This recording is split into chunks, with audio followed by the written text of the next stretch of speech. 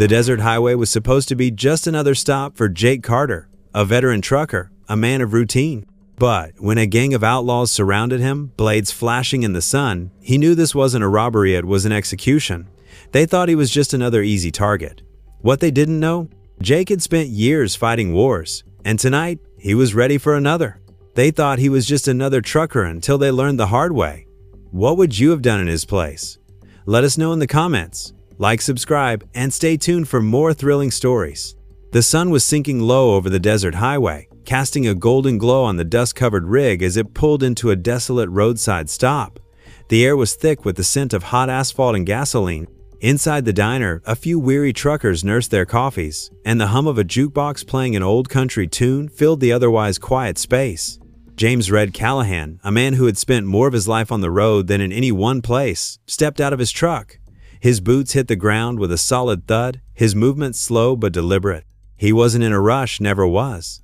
A veteran of more than just the highway, Red had seen things that most men wouldn't dare speak of. He stretched his shoulders, rolling out the stiffness of the long drive, and walked inside the diner.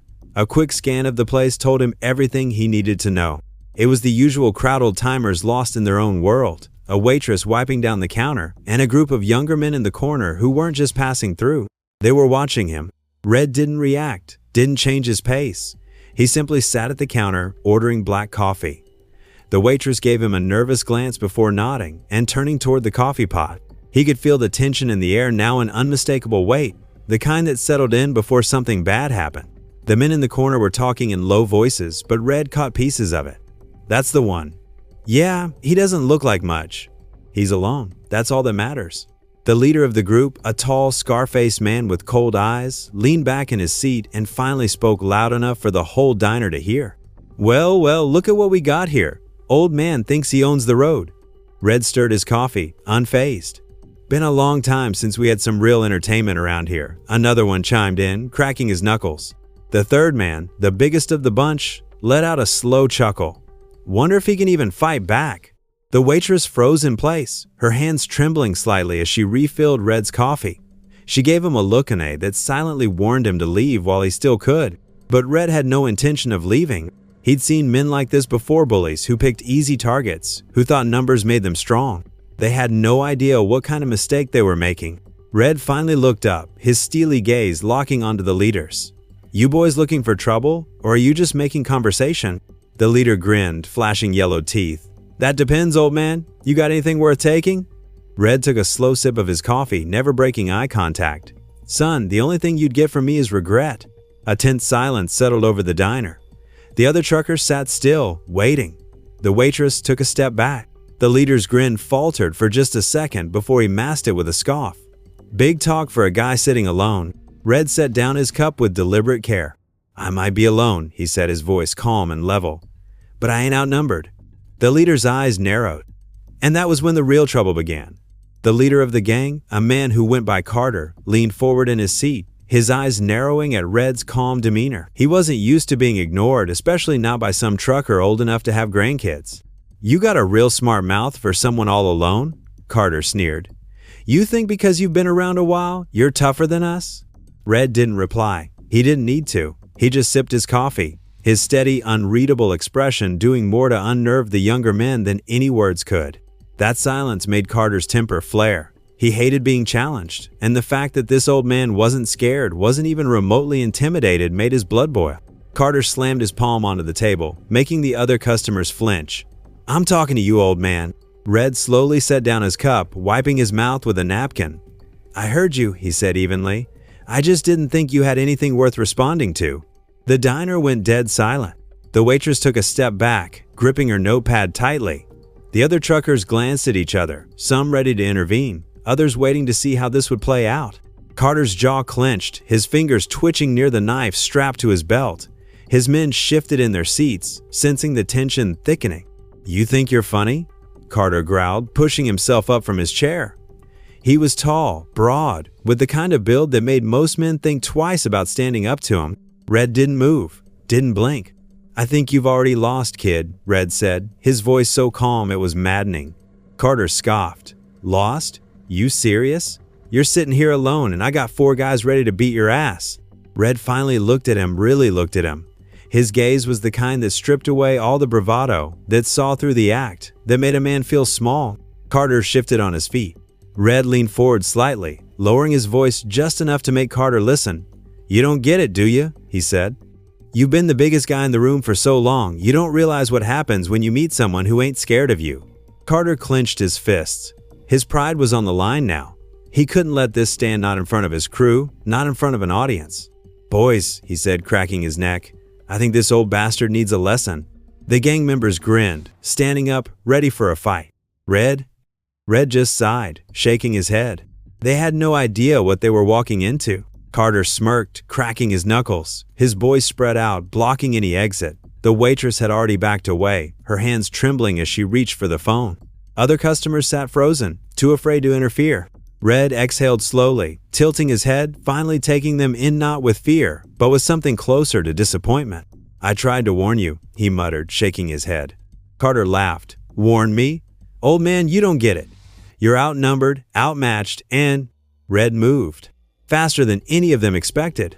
His chair scraped backward as he shot up, his arm a blur as he grabbed the sugar dispenser from the table and smashed it into Carter's face. Glass shattered. Carter stumbled back with a roar of pain, clutching his bleeding nose. The second thug lunged. Red sidestepped, snatching a plate off the counter and slamming it across the man's jaw, sending him sprawling into a booth. The third guy barely had time to draw his knife before Red seized his wrist, twisting it at an impossible angle until the blade clattered to the floor. One precise strike to the solar plexus and the thug doubled over, gasping for air. Carter wiped blood from his face, rage burning in his eyes. "What the hell?" Red rolled his shoulders, standing tall. "You boys should have done your homework," he said, his voice low, steady, dangerous. Carter's eyes darted to the tattoos on Red's forearm, the faded emblem of an elite military unit. Realization dawned. They had picked the wrong man, and it was too late to take it back. Carter staggered back, still clutching his nose, blood seeping through his fingers. His confidence was gone, replaced by the first flickers of fear. His boys, the ones who moments ago had been grinning, now lay sprawled across the diner groaning, clutching their ribs, wheezing in pain. The entire room was silent, save for the hum of the neon sign and the slow, deliberate steps Red took toward Carter. "Now," Red said, cracking his knuckles, "what was that about me being outnumbered?" Carter's hands twitched at his sides. He glanced at the exit, then at his remaining men, his bravado crumbling. He reached for the knife at his belt, a last-ditch effort to salvage his pride. Wrong move. Before he could even draw it, Red was on him. One brutal punch to the gut stole the air from his lungs. Carter dropped to his knees, gasping. Red crouched down beside him. "This is the part where you beg," he said, voice calm, "or you can take your beating like a man." Carter wheezed, but no words came out. Red sighed, grabbed Carter by the collar, and dragged him toward the window.